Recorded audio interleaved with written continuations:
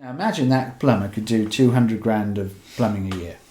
Okay, our people, on average, were doing 50 grand of plumbing a year. You mean when it was when they were in functional roles? Yes.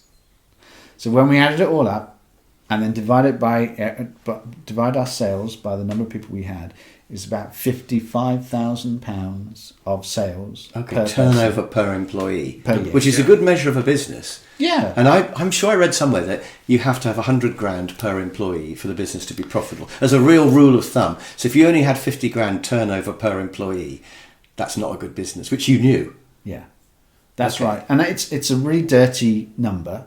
Yeah. There's lots of things that can influence it, so you have to judge it by your particular type of business. But it's interesting that single plumbers definitely have a turnover of more than 50 grand per them, don't they? Yeah. Yeah. So they're doing it.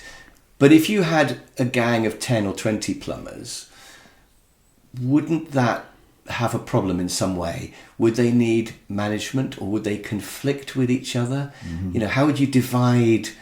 Would maybe if they're all contacting the same customer and he thinks, oh, not another plumber from this company. Yeah. You know, would it need some coordination? Yeah, of course it would. And there'd have to be some kind of understanding between them, some way of operating such that you didn't piss your customers off, such that you did keep your costs. Because the sweet spot will still be there, that the person answering the phone sits indoors and, you know, works from home, and things seem to be quite nice for them. So that's a plum job in that little plumbing consortium. Yeah.